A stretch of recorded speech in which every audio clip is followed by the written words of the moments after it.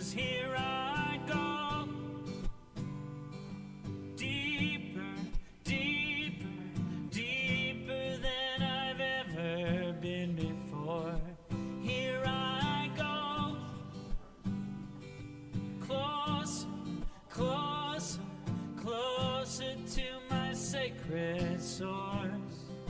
Here I go, deeper, deeper, deeper than I've ever been before.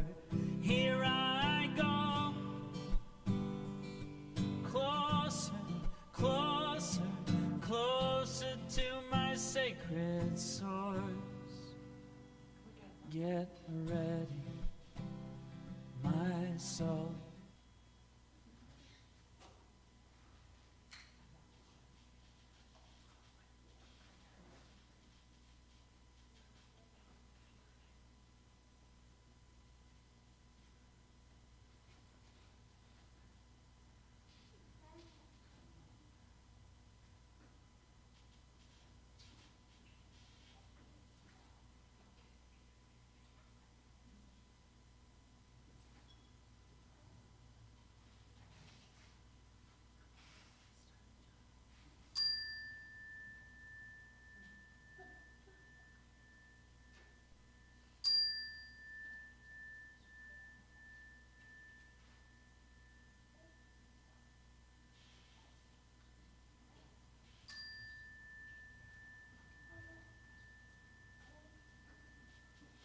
So call and response. Let's do our reading welcome. Welcome to unity. Welcome to unity. Where love is felt. Where love is felt. Truth is taught. Truth is taught. Lives are transformed. Lives are transformed. And all is well. And all is well. As we express the Christ within. As we express the Christ within. So you want me to introduce that or you just do it?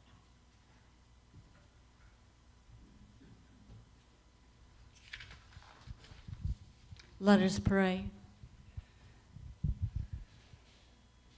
As we breathe deeply into our heart space,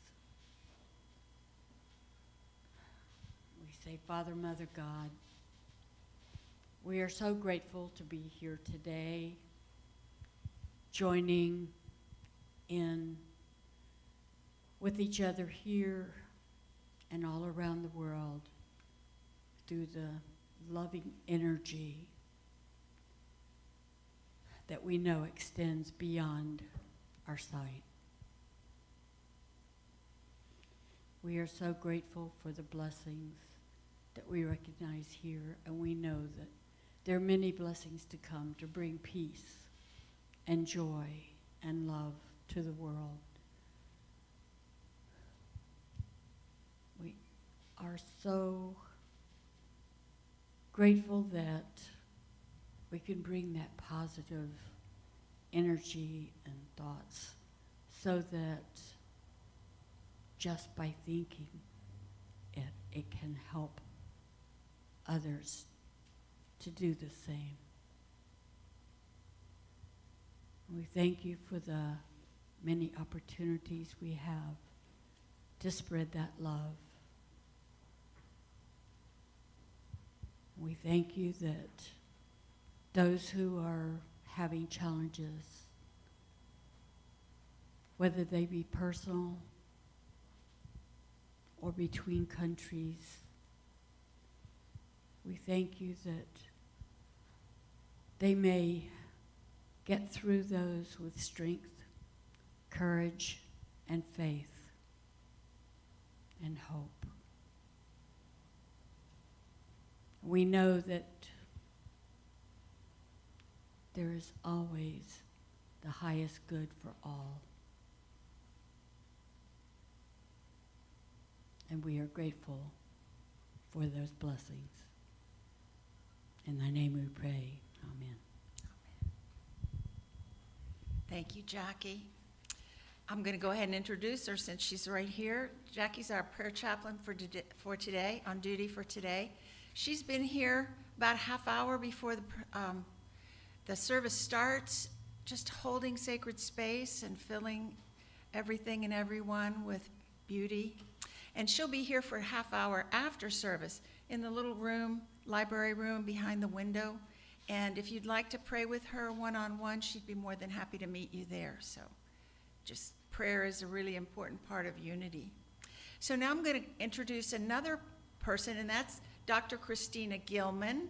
Christina is going to be our music leader for today. We're using CDs, and she's going to present a little metaphysical information about our first song, and then we'll sing it. Thank you. Good morning and Merry Christmas. We're going to be singing two traditional Christian hymns. And I imagine most of you are very familiar with them. But today we're going to look at the deeper meaning.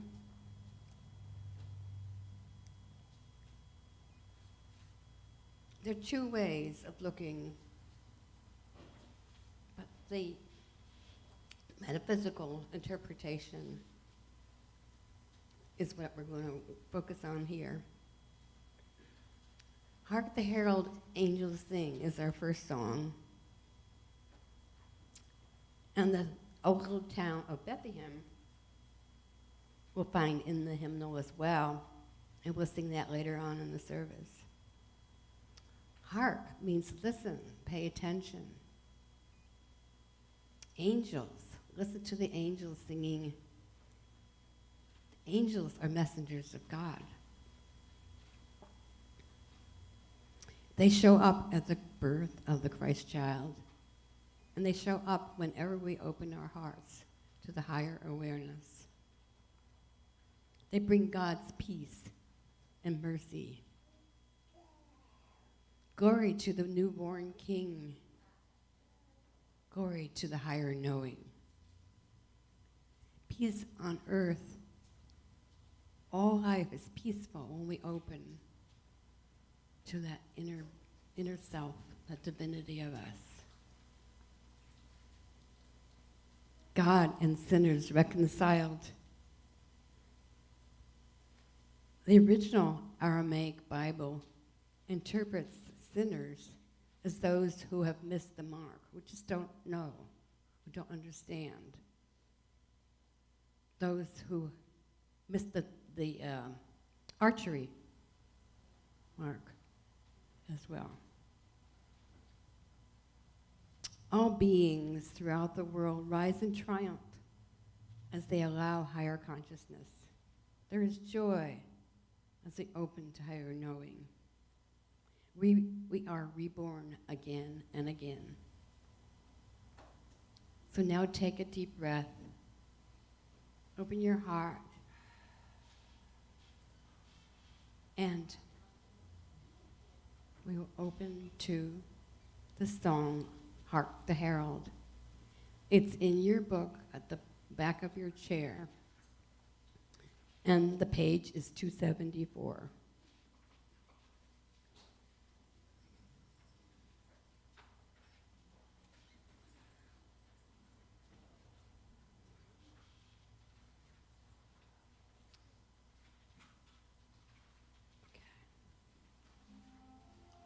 Shall we stand if you wish?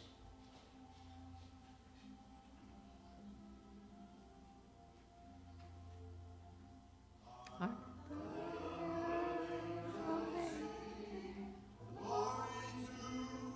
Newborn King, peace on earth and mercy mild, God and sinners reconciled.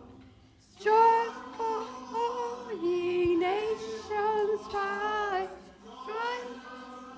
triumph of the skies.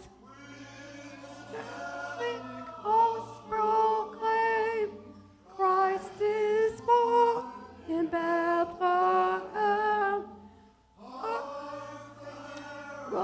Angels sing, glory to the newborn King. The herald angels sing, glory to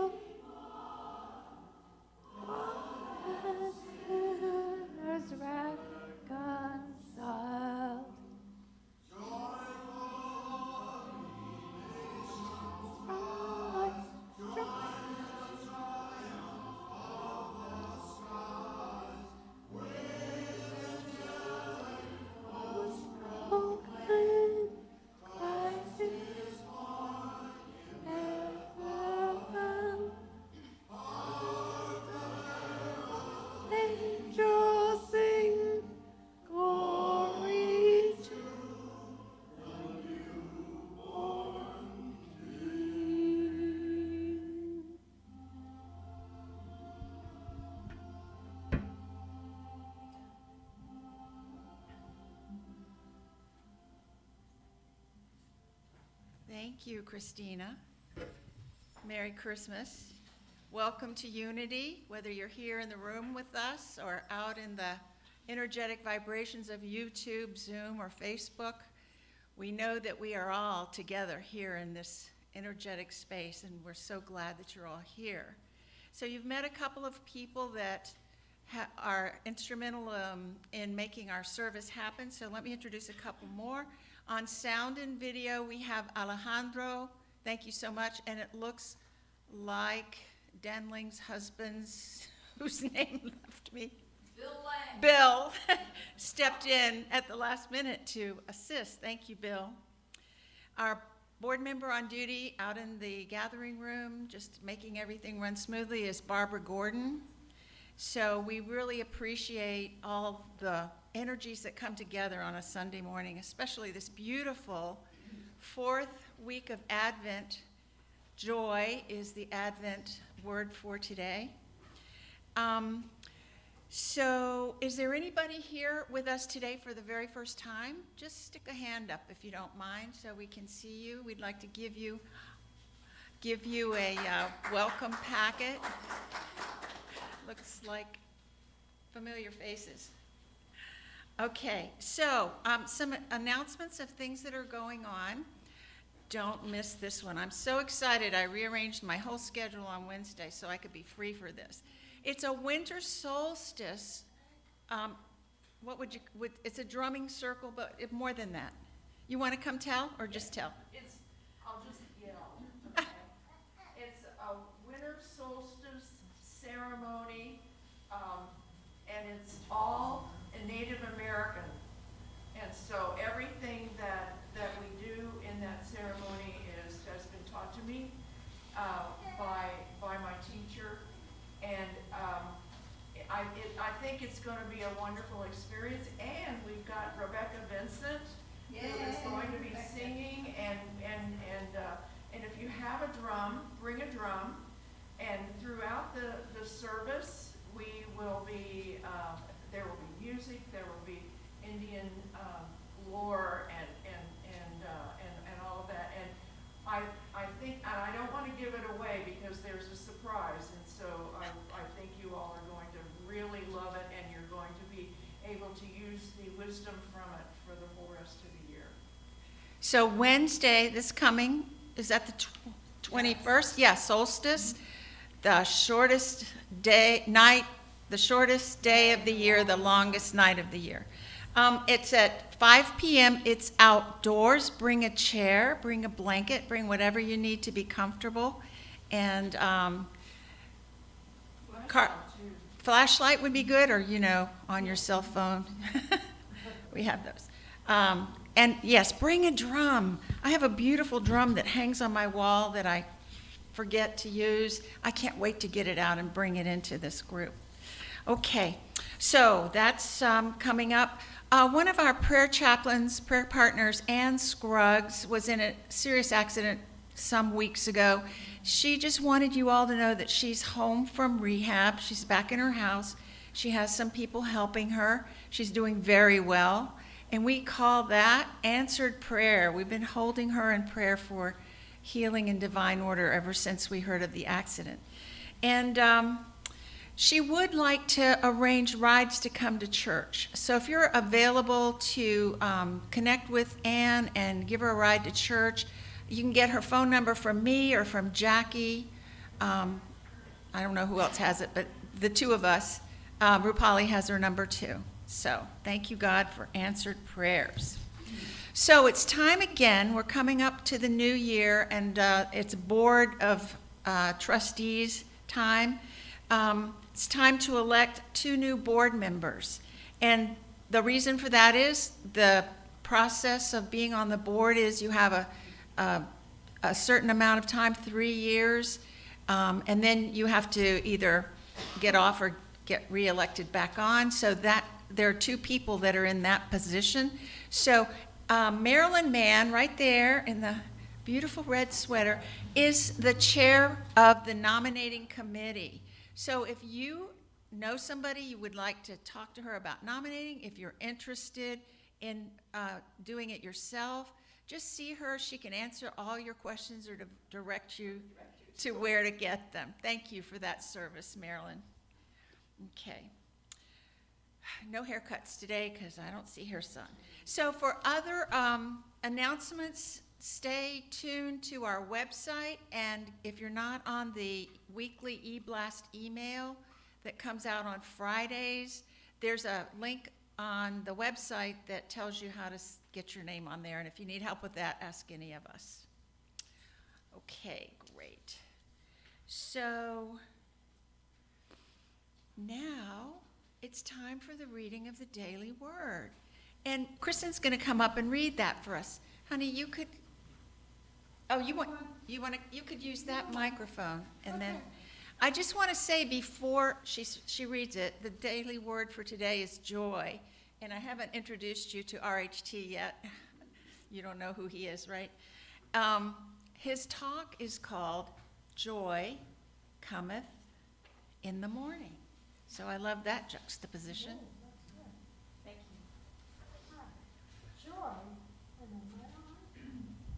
Yeah. Is this thing on? Joy.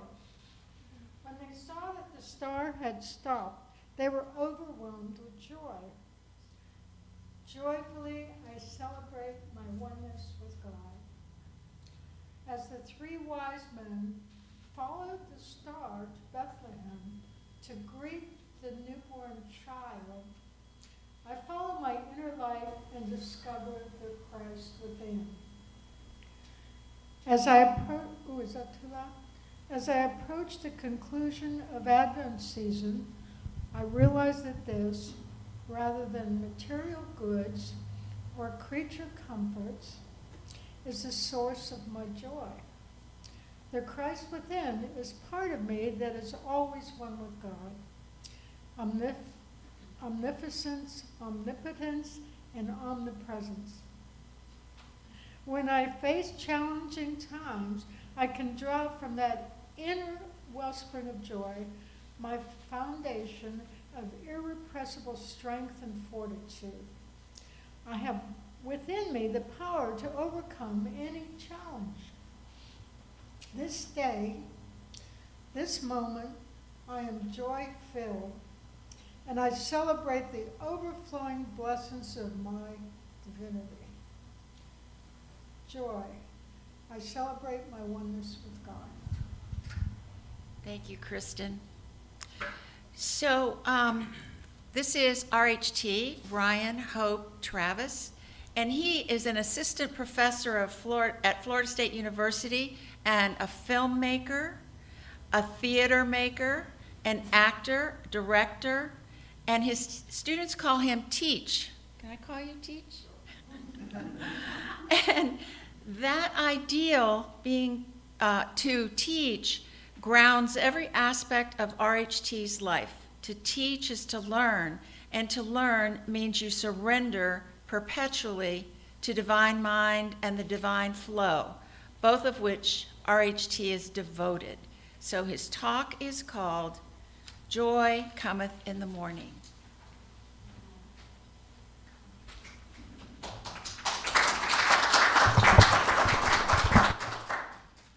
Hey, everybody.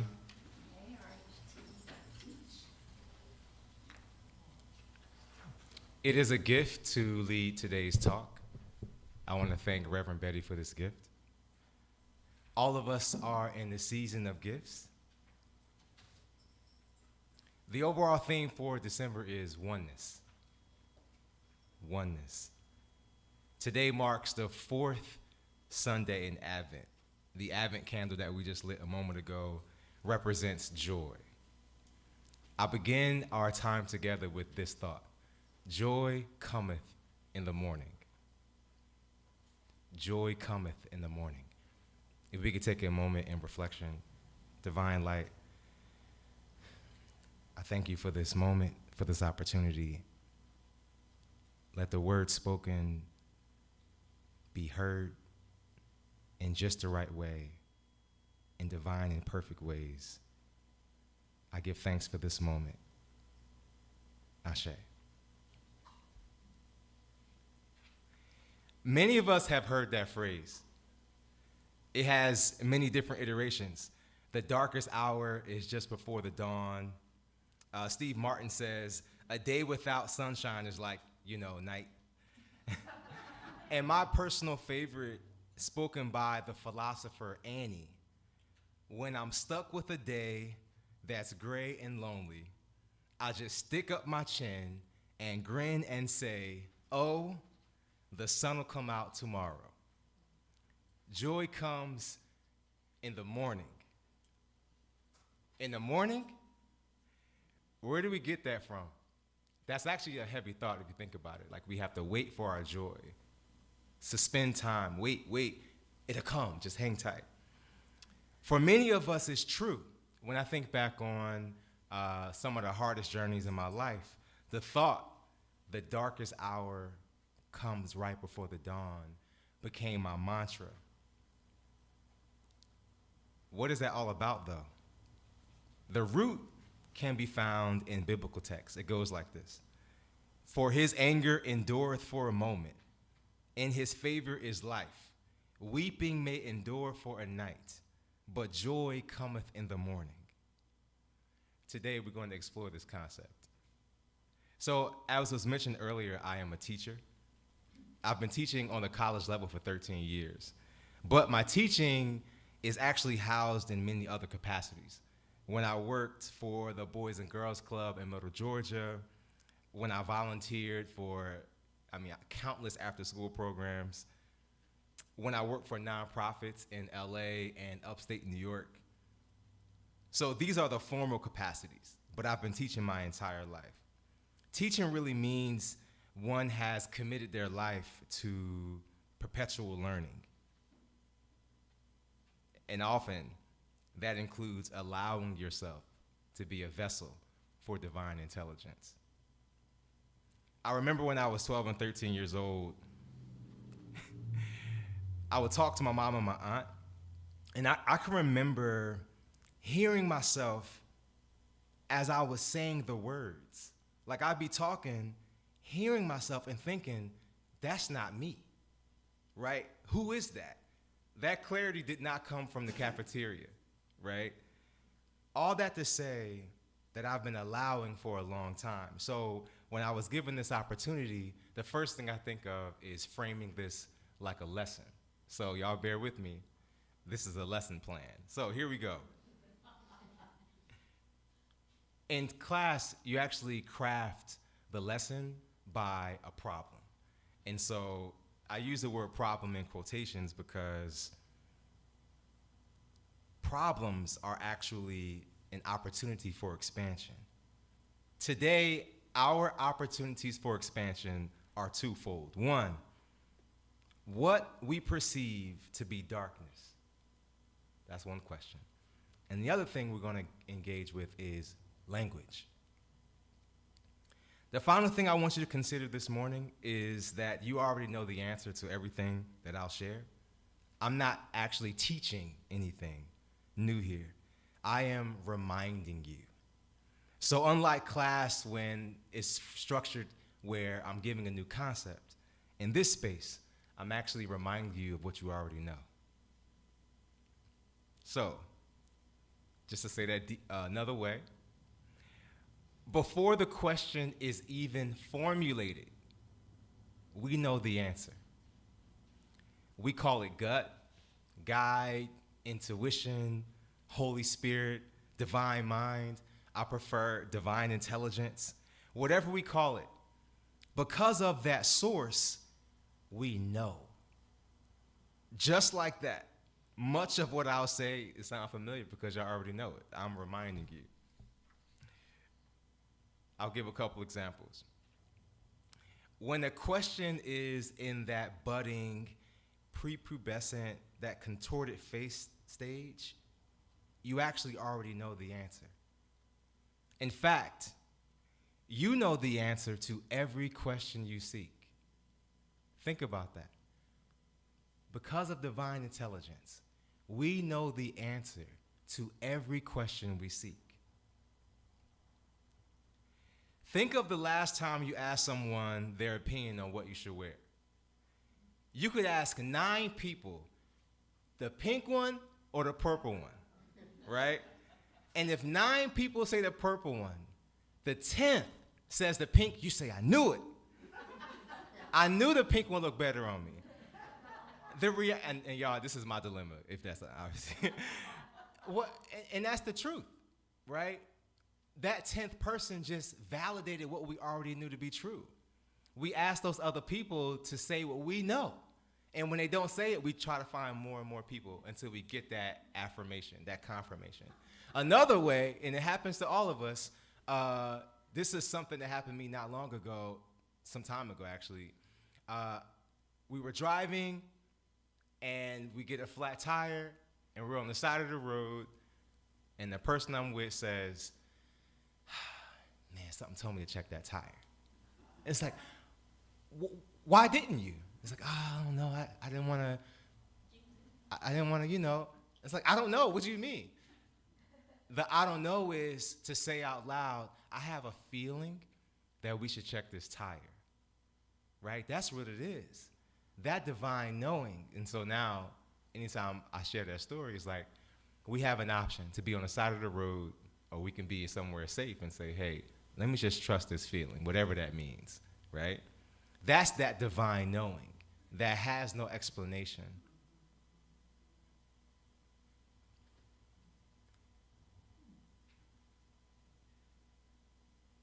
You were just looking for someone else to validate your truth,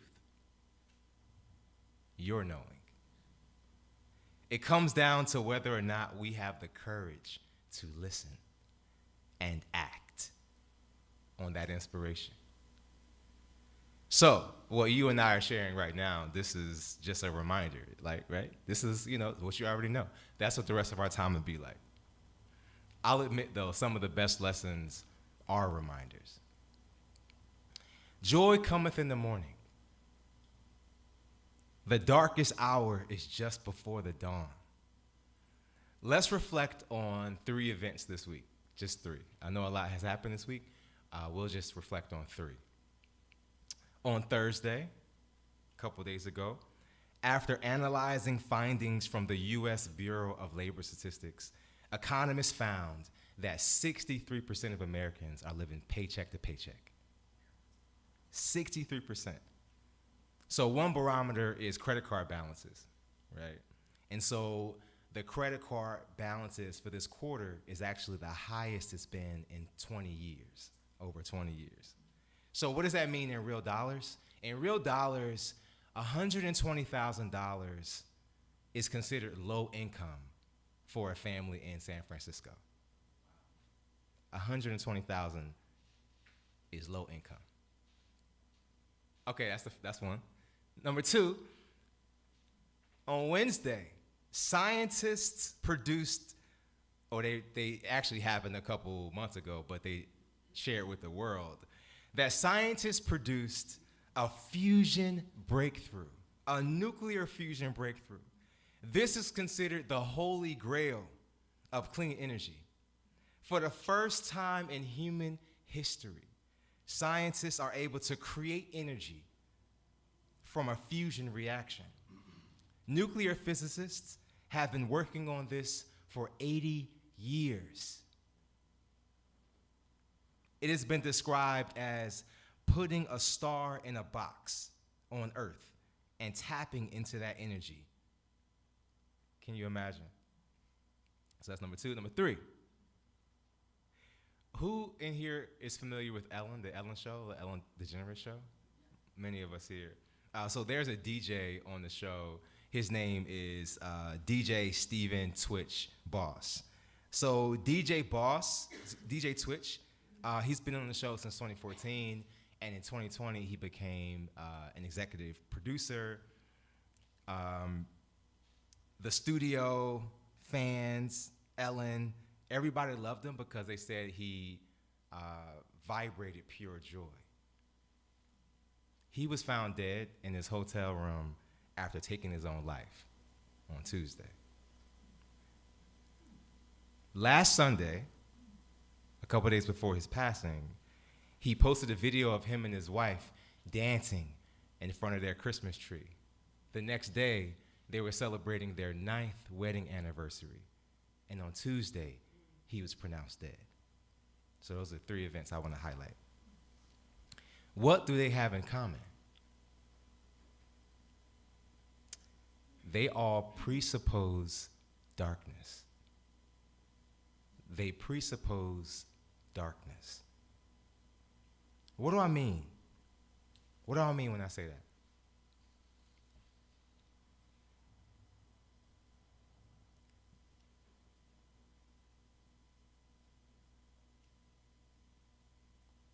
Weeping may endure for a night, but joy cometh in the morning. For his anger endureth but for a moment. What is that darkness? There's a stat about people living paycheck to paycheck. Scientists produced a nuclear fusion breakthrough, and DJ Twitch took his life after seeming perfectly happy and healthy.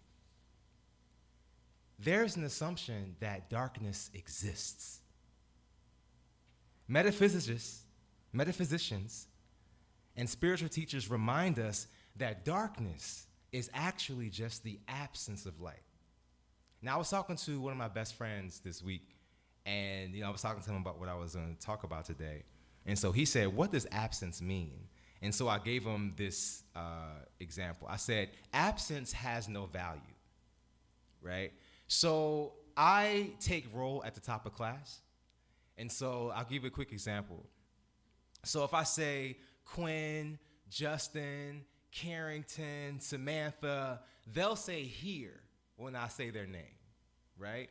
Now, Elizabeth, if she's not there, if I say Elizabeth, there will be nothing.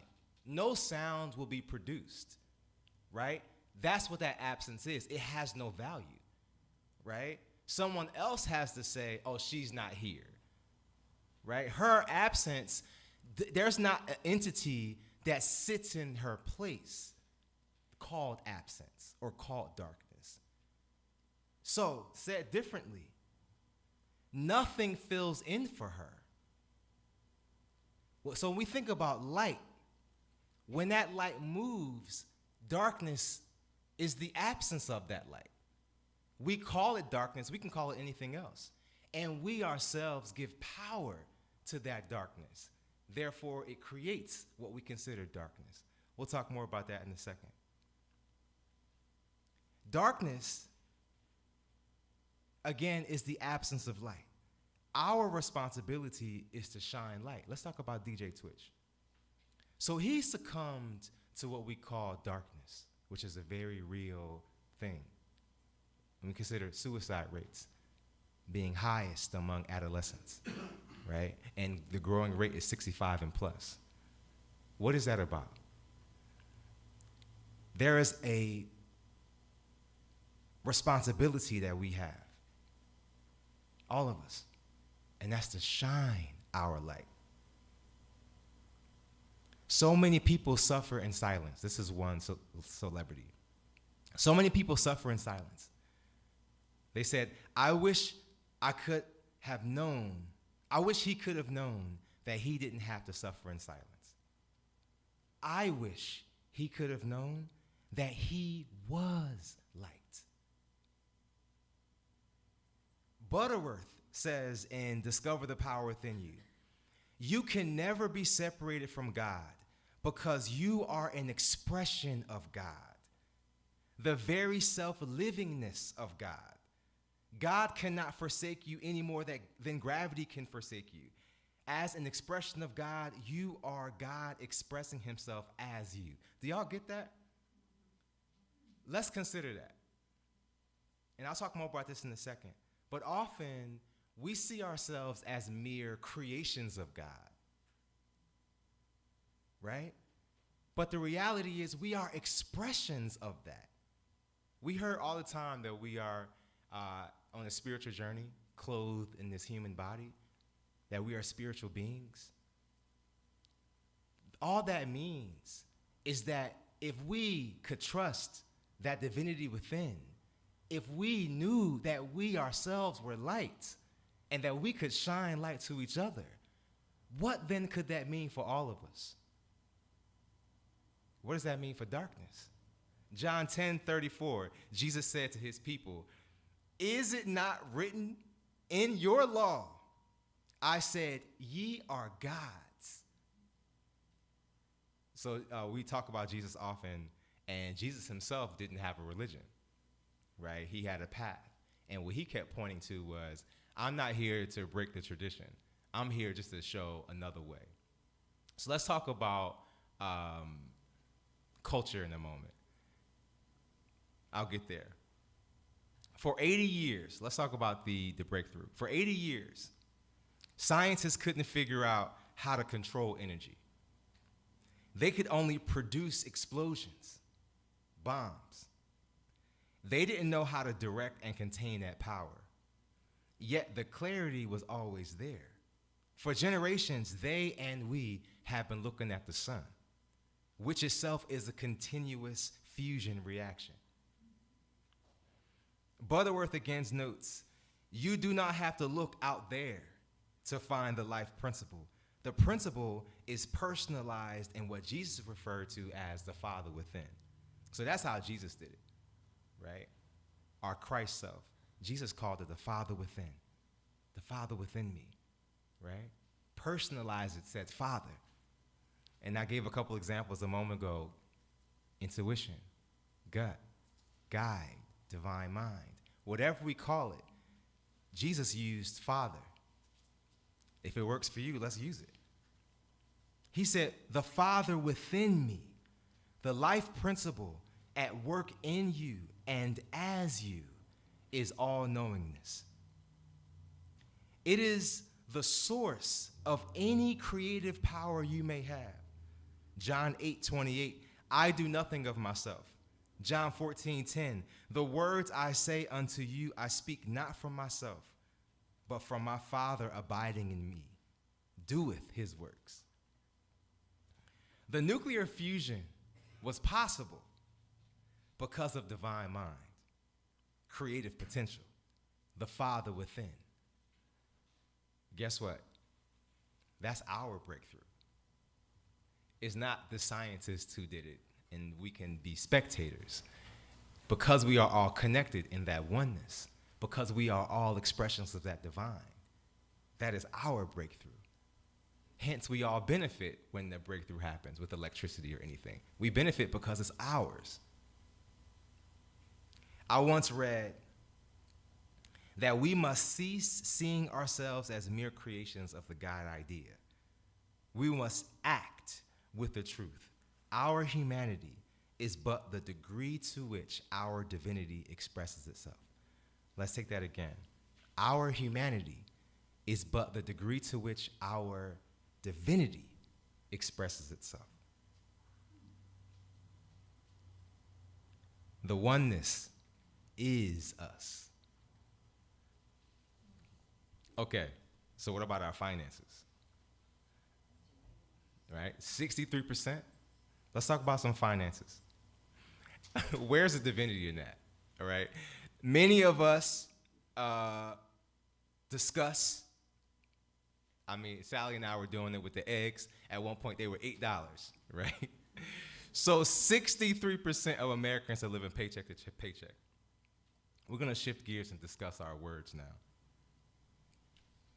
And make sure I'm on track.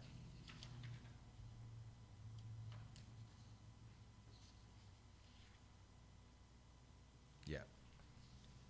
This is my first time using notes. Usually I freestyle. All right. And I have to say, the first time you looked gorgeous in a suit. Well, I thank you, Rupali. So let's talk about our finances. We're going to discuss our words and our language. We're going to discuss the power of our words, the everyday language that we use. So we talked about being expressions of God, right? And if we think about what that means, that God's source funneled all the way down, think about a laser, right? There were hundreds of lasers that came together to create that fusion. What that fusion meant was more power was produced than what was directed into it. That's why it was a breakthrough, right? What they were able to do with their fusion, that is the power source of the sun, a nuclear fusion. So if you can imagine lasers, right, hundreds of them, producing something, that is us. So if that God force, just think about how sharp and finite that is, and then we erupt into manifestation. That is us, right? So when we got 63% of us living paycheck to paycheck, what do we think that's about? Let's talk about it. We are co-creators with God. Let that set in. We are co-creators. We are not victims to systems. We are actually co-creating the reality we want. So we can go outside right now and I could say, wow, the sun is beautiful. But someone else would say, yeah, but it's still cold, right? And then we could say, oh, this fire is amazing. Oh, it's just warming up. Yeah, but I wish it was a bigger fire, right? That creation creates more and more and more and more and more, right? It's as subtle as our words. We create our reality by speaking it into existence. We are literally summoning it. We are conjuring it. We are like chemists in a laboratory tinkering with different formulas to see how the elements combust. We've all heard the proverb, life and death are in the power of the tongue. Have we fully embraced that? Evidently not, with 63% of us living paycheck to paycheck. The power of life and death is in our tongue.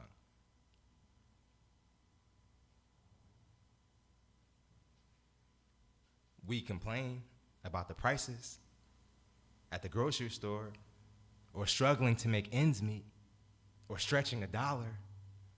Life, death, power, tongue. Listen to that. Let's think about that idea. So I'm an artist, and so I often think in tapestries. And so think about the word stretch, right? Yeah, we're stretching these dollars. To stretch, and then it pops like a taut rubber band, right? Or when we say, yeah, it's hard, money is tight. Think about what tightness is. Think about the last time you had a pair of shoes or an article of clothing that was too tight, but you didn't give up on it, and you out suffering, right? And you're like, oh, these are too tight. We create tightness because we allow it.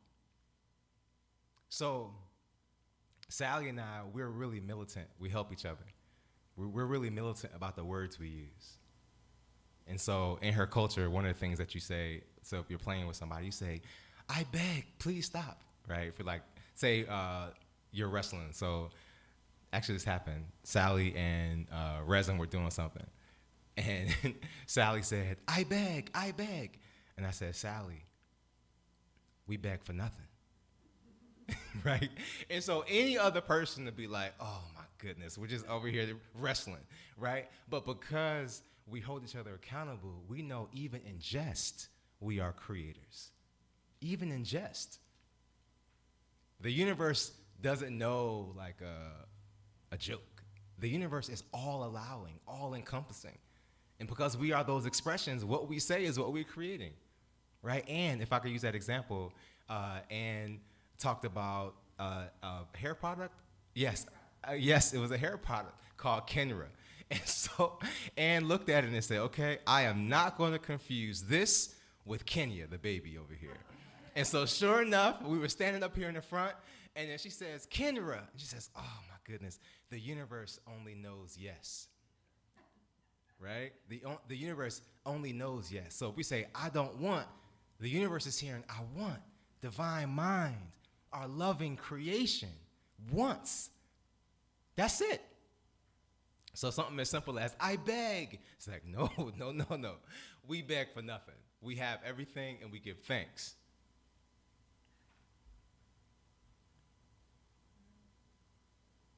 A pastor once said, what you saying You praying.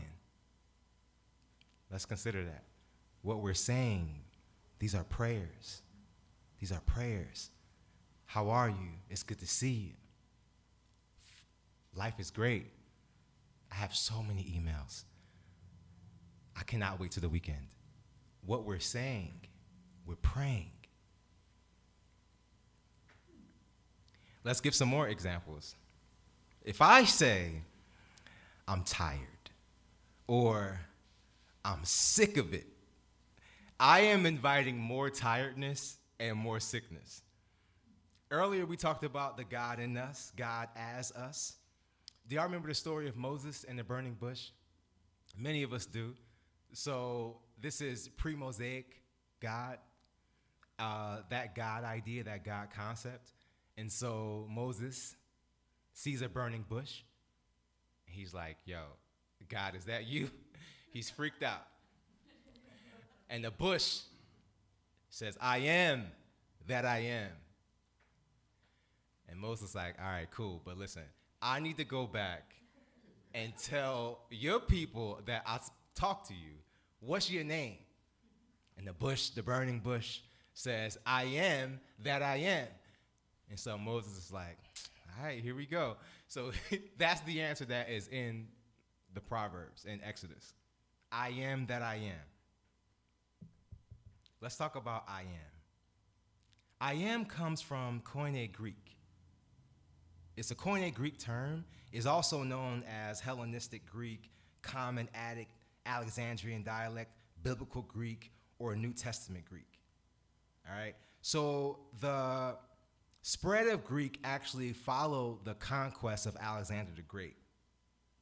And so in 4th century BC, it actually became the lingua franca of the Mediterranean and the Middle East as we know it, right? I am is actually not very common in Koine Greek. In Hebrew text, it's rare to have that kind of statement without a predicate nominative. Now, a predicate nominative is I am RHT, right? Easy, we do it all the time. In this sense, it's rare just to have I am. I am that I am.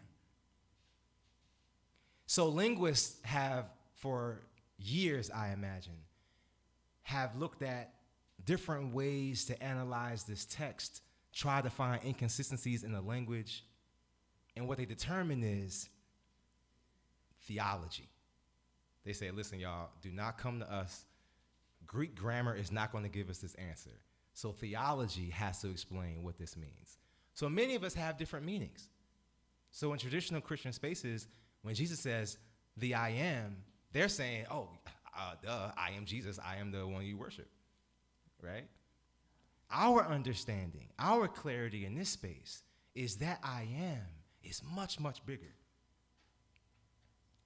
There was an old theology. We talked about the pre-Mosaic God concept. So people needed altars and symbols and relics to represent God. The God idea had to be seen literally. Butterworth calls it the Old Testament deity who wiped out whole cities, who was jealous, angry, vengeful, who both loved and hated, created and destroyed, blessed and cursed. Our current theology, the theology that unifies us in this room, is that God is oneness. Yet even the Old Testament deity is still rooted in allness, the I. So let's go back. When we say I am, we are summoning the most powerful creative force in existence. Let's be clear. When we speak, we are summoning the most powerful creative force. I am. Divine said, I am that I am. Think about it. How many of us say I am? All of us, no matter what language you speak. All of us say I am something. That divine idea says I am the I am. Anytime you say I am, that's God. So, language. I'm going to give a quick story. On Friday, actually, the day before, okay, quick story, because I'm looking at the watch. Next week is Resin's birthday, and he's really into rockets. He's really, really into like astronauts and all that stuff. So on Halloween, he had 2 costumes. One of them was Buzz Lightyear, who was the astronaut from Toy Story, and then he was a ninja. Okay, so Sally was like, I really want him to be able to, see a rocket up close. I don't know how we're gonna make this possible. She reads an article that in Port Canaveral, they're gonna launch 2 rockets at the same time. It's gonna be the first time in human history. And so she's like, all right, we're gonna figure this one out. So she calls a friend that calls another friend that calls a friend in the Pentagon that calls Sally, and she's like, yes, okay. Long story short, we get escorted onto the military base, which is one of the most secure in the country, and we get a tour by the Guardian, right? So they have these different official titles. So this is the major. He's also called the Guardian, who is the executive assistant to the general. He's in our car driving us closer than anybody else was to that rocket, okay? We're so close that when the rocket goes off, it's like, it's almost like something out of a movie, because, I'm like, got my phone, the dad. So I'm looking at the rocket, looking at Resin, and back and forth. So I happen to have the phone at Resin, and it was such a bright light. It was almost like a massive truck headlight beamed on everybody and then went away, because it was nighttime by this point. The sun had set. And so you see this rocket, and the sound is so loud you can hear the ripples in the sound waves. So it's like, woo, woo, woo, woo, woo, woo, woo, woo, woo.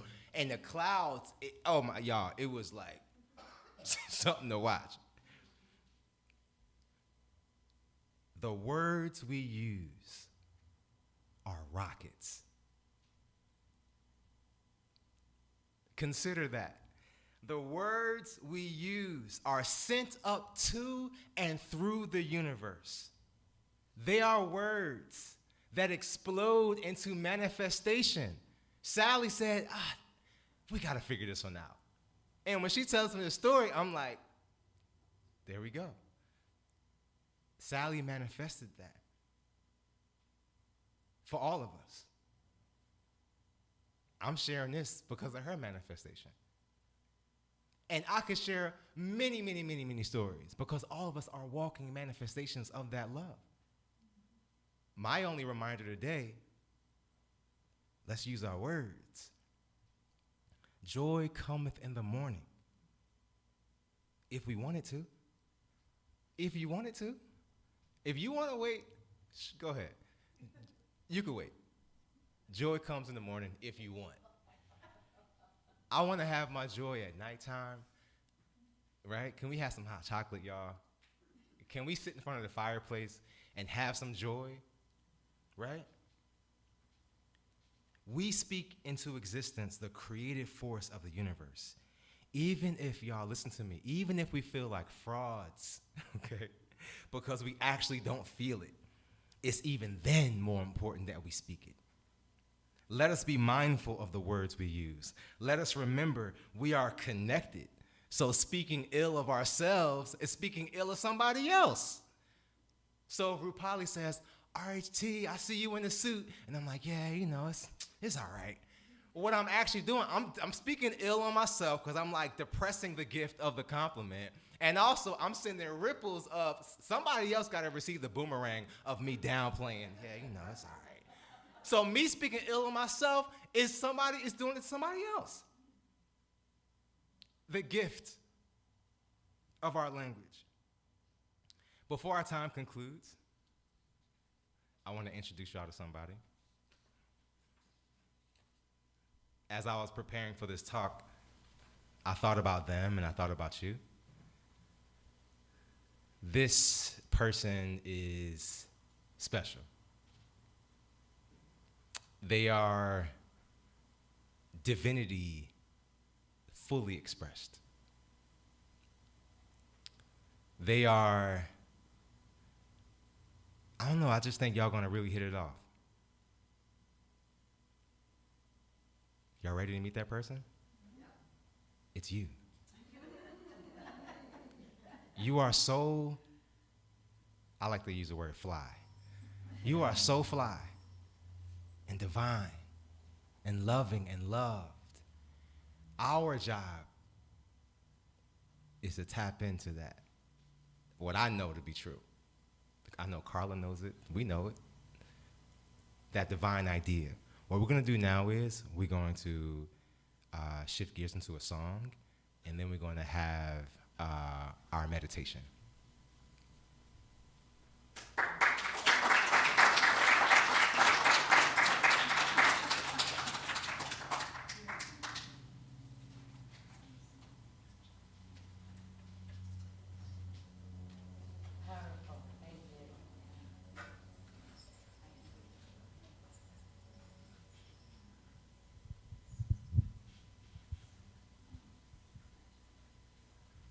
We are so blessed. Thank you so much. You know, in ancient times, there was fear. As the days got shorter and shorter, and colder, and there was less and less sun, especially up in Alaska, the northern hemisphere. The ancient peoples were afraid. And they started creating rituals and told stories and myths. And then religions came out. There were the Zoroastrians who first talked of the light coming out of the darkness. And there was the summer solstice, the winter solstice, and Hanukkah, the triumph of light over darkness. And then came the Christian story of the birth of a king. This concept is depicted in the hymn, O Little Town of Bethlehem. In the Metaphysical Bible Dictionary, Bethlehem is interpreted as a place of sustenance, where there is the bread of life. And Christ is born of Mary. Mary represents the inner devotional side of the soul. And the Christ is the higher consciousness that is in all of us, the soul of us. The soul that is continually evolving, rebirthing, opening to the light. And praises sing to God the King, and peace to men on earth. The God within. So now let us stand and turn to your book again, page 273.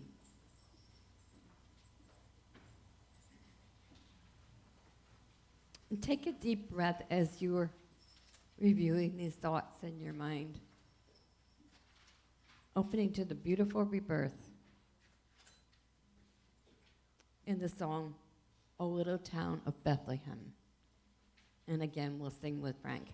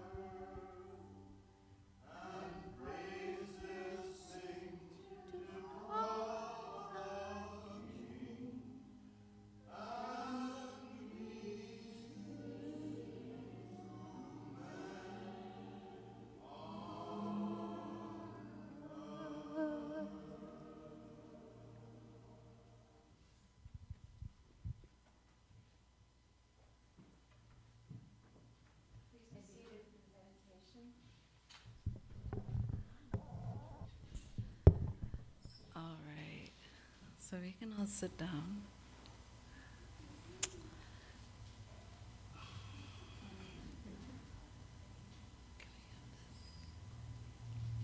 Okay. So if we can go ahead and close our eyes. And as we're closing our eyes, just remember what we just saw. We saw light. And in this light, let's bring it in. Let's take a deep breath. And let it out. Did you hear that sound? That was your light. So in each deep breath that we're going to be taking, hear that sound of light. And that light is joy. That joy within. Take another deep breath.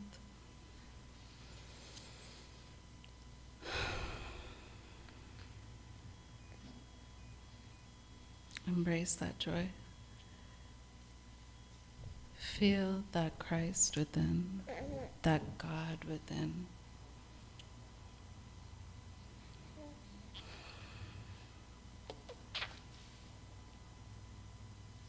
Embrace it.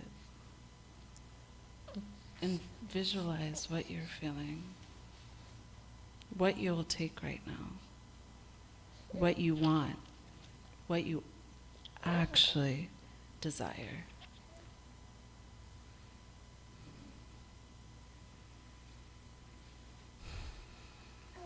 Bring it within you. Embrace what is yours, what is divinely yours. It surrounds you. This light that radiates surrounds you. It surrounds the people you love, the people you encounter, the people you'll just smile at. It embraces all of you. Take a deep breath again.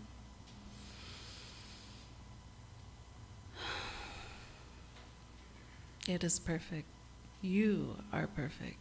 This light, the light within.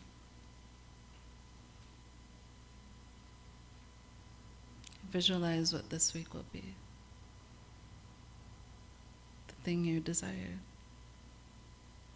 If it's just a smile, if it's just to feel good in the morning or at night. If it's just to walk and see sun, feel the cold, to wear a warm sweater. Feel that joy. That joy is your light. And it's okay to smile in this moment of your light. Take a deep breath again. And allow it to release.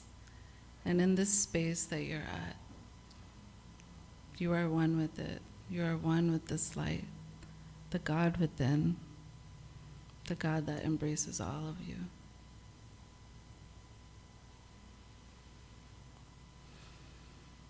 And as we open our eyes, just realize that this is light.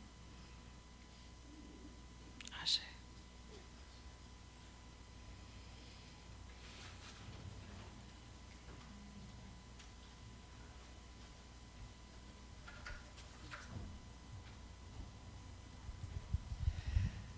Oh, thank you, Sally and Kenya and RHT. And in a few minutes, Resin will be here and the family will be complete. We are so grateful for having you all as such a beautiful expression of our unity, family, and energy, and especially for that amazing talk. And you know what? It's on YouTube. You can go home and listen to it again. I'm definitely going to do that. So now is the time in our service where we embrace the principle of giving and receiving. We have a guest speaker. Even though he belongs to our family, he is a guest speaker. So if you would please just give a little feedback on this form. I think they're in the foyer, somewhere out there. And just put it anywhere, in the prosperity basket, or give it to a board member. That would be appreciated. So, embracing the principle of giving as a spiritual practice, we're invited to take our love offering in our hand, or energetically, if you've already put it in the prosperity bowl by the door, or if you gave it online, or if it's in the mail, a check. Whatever is your gift, just hold it in your heart. And let's repeat our blessing of our gifts, knowing that as we give, our blessings are multiplied. So repeat after me. Divine love expressing in me, through me and as me, blesses and multiplies all that I have. All that I give and all that I receive. And just hold these words of prosperity in your heart as I read them. Unity of Gainesville, Florida is richly blessed and in the flow of universal abundance. We give thanks that just the right people with loving hearts and skills to help us grow are attracted to join us. We accept the good that enriches us and all with whom we have contact. We are prosperous, loving, and healthy, joyfully co-creating an abundant life. And so it is. So now let's bring the other children in. Let's sing This Little Light of Mine so they know they're welcome. This little light of mine, I'm gonna let it shine. This little light of mine, I'm gonna let it shine. This little light of mine, I'm gonna let it shine. Let it shine, let it shine, let it shine. At Unity of Gainesville, I'm gonna let it shine. Unity of Gainesville, I'm gonna let it shine. Unity of Gainesville, I'm gonna let it shine, let it shine, let it shine, let it shine. Okay. We had fun, didn't we, today? We had enough people that we had a... This is Nathan and Victoria and, of course, Resin. And come on up for the blessing. We have Kenya who needs to be in here.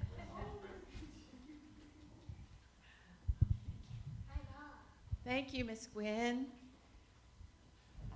Here I am. Okay, we're going to bless our children. So rub your hands together, get a lot of good energy going, and repeat after me. Children. So let's all make a circle, come together. Okay, good.